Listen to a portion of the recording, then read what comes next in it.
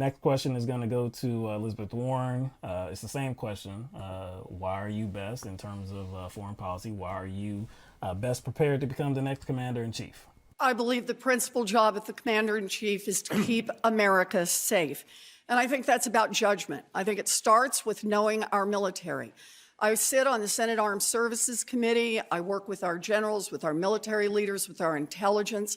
But I also visit our troops. I visit our troops around the world. I've been to Afghanistan, to Iraq, to Jordan, to South Korea. I've been to lots of places to talk with our troops. And I fight for our troops to make sure that they get their pay, that they get the housing and medical benefits that they've been promised, that they don't get cheated by giant financial institutions.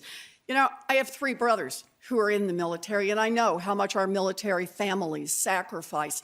But I also know that we have to think about our defense in very different ways. We have to think about cyber. We have to think about climate. We also have to think about how we spend money. We have a problem with a revolving door in Washington between the defense industry and the Department of Defense and the Pentagon. That is corruption, pure and simple. We need to block that revolving door, and we need to cut our defense budget. We need to depend on all of our tools, diplomatic, economic, working with our allies, and not let the defense industry call the shots. Those are some really interesting comments by Senator Elizabeth Warren.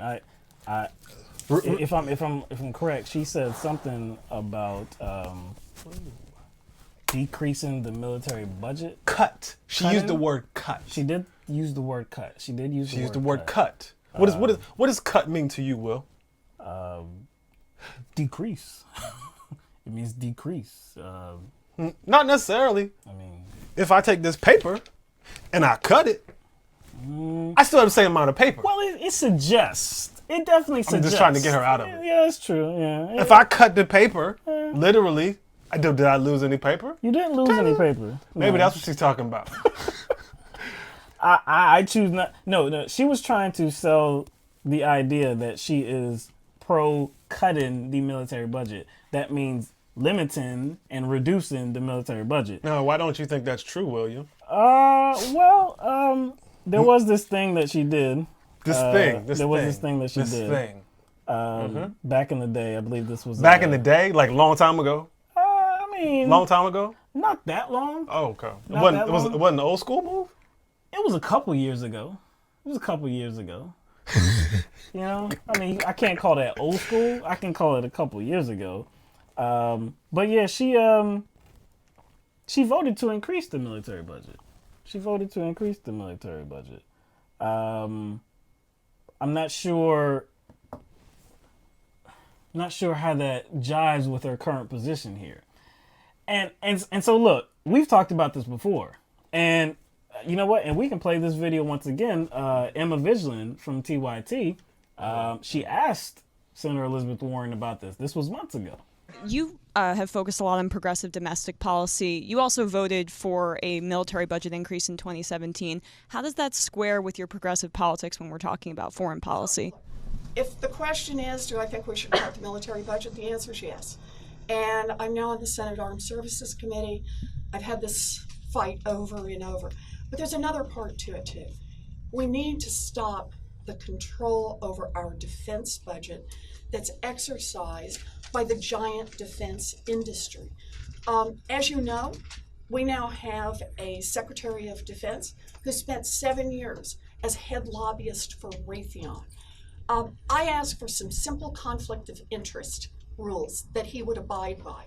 For example, not to make decisions that involve Raytheon and Raytheon's bottom line. And he refused.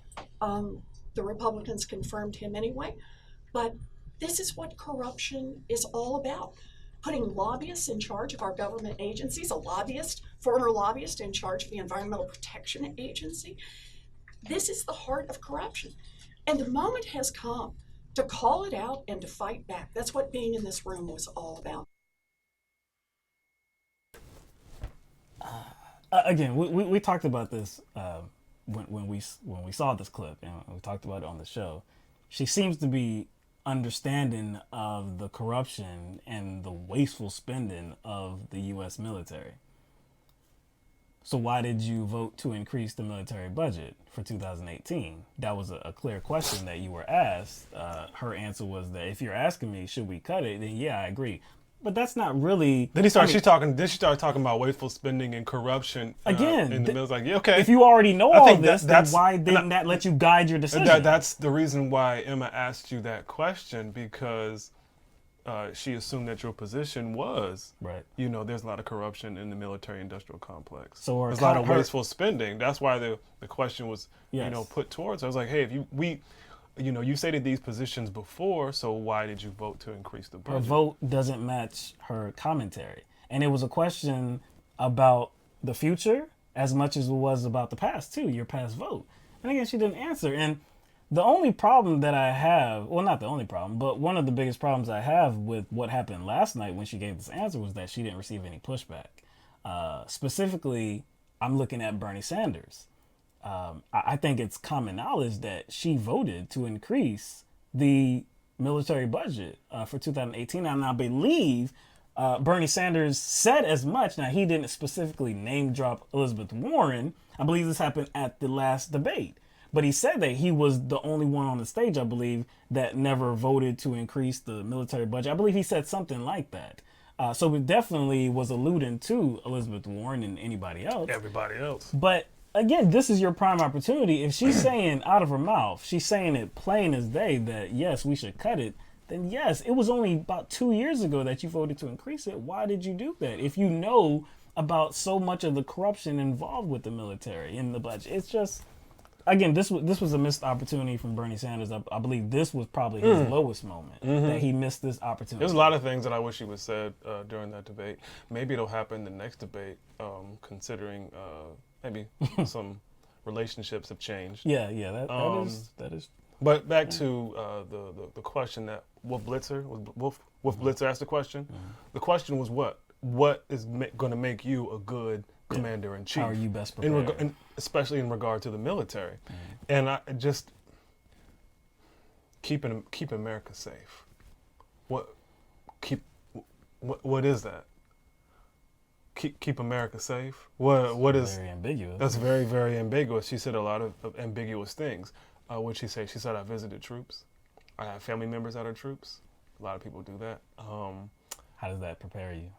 How does that prepare you? A lot of it was vague answers. A lot of it, she went back to her repertoire when she'll do this. You know what I'm talking about. She says, we need to think about X. We need to think about Y. We need to think about this. And we need to think about that. I'm just like, all those stuff we're already thinking about. It's just basic stuff. This is stuff that's already out there. The question was, how are you prepared to be the commander-in-chief? And what makes you, the best candidate on this stage to be commander-in-chief, specifically in regard to the military? And she really didn't give an answer. She started just listing off the various aspects of the military, whatever they have to go through. That's really all she did. And quite frankly, that's all she could do. Right? That's all she could do, especially if we're talking about,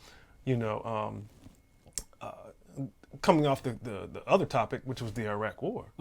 So what else could she do? Yeah. Because she's on the wrong side of that issue too. This was pretty bold of her to say that she's for cutting the military budget, though, when, again, this is recent history. This isn't something like she's been in Congress for the past 20 years and she made some vote 20 years ago and, she regrets that vote. And this was just 2 years ago during the Trump presidency. We're not talking about, when she was a Republican here. No, we're not talking about that. But like I said, it is bold because easily somebody could have contested that. So somebody could have challenge this notion that she is actually about what she is saying, but nobody took that opportunity, and that was a missed opportunity.